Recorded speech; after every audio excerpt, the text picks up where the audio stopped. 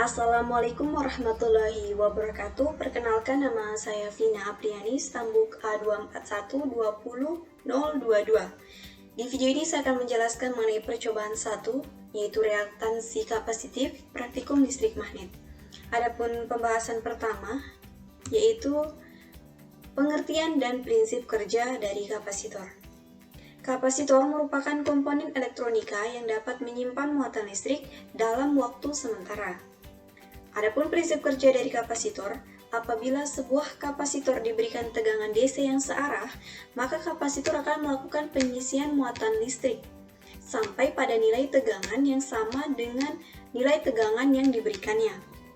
Nah, setelah terisi penuh, maka akan terjadi perubahan tegangan, sehingga muatan yang tersimpan dalam kapasitor akan berkurang atau melakukan pengosongan muatan.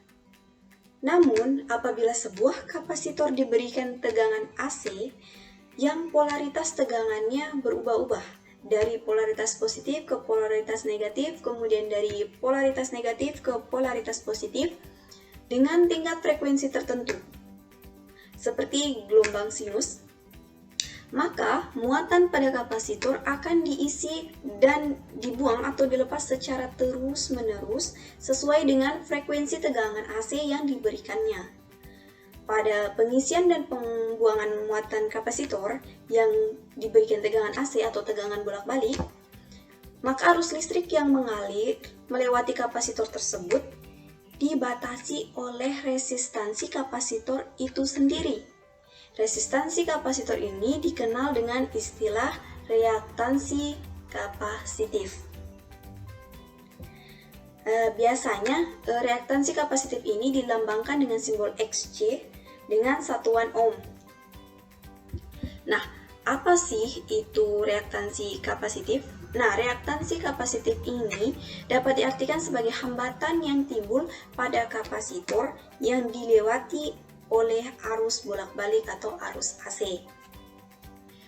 Adapun mengukur besarnya reaktansi kapasitif ini itu dengan persamaan Xc sama dengan Vc per I, di mana Xc ini reaktansi kapasitif, kemudian Vc ini sama dengan tegangan pada kapasitor, I ini arus yang ada pada kapasitor. Selain itu, reaktansi kapasitif ini memiliki nilai yang bervariasi tergantung pada frekuensi tegangan AC yang diberikannya.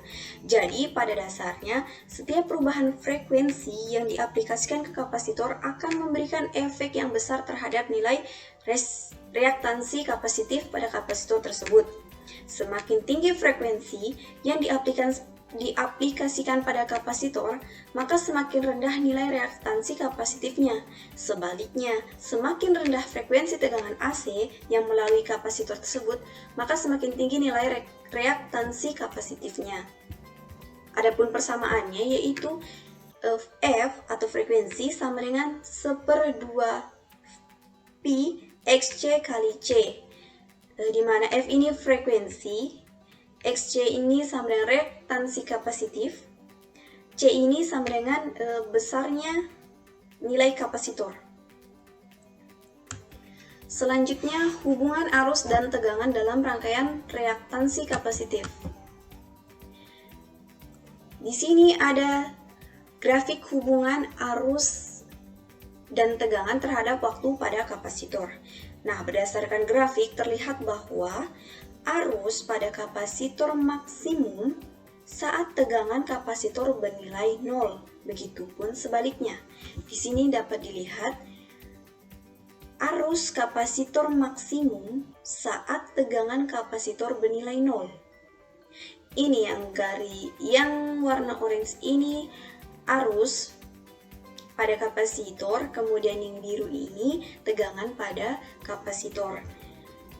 Bisa dilihat bahwa saat arusnya maksimum itu tegangannya 0.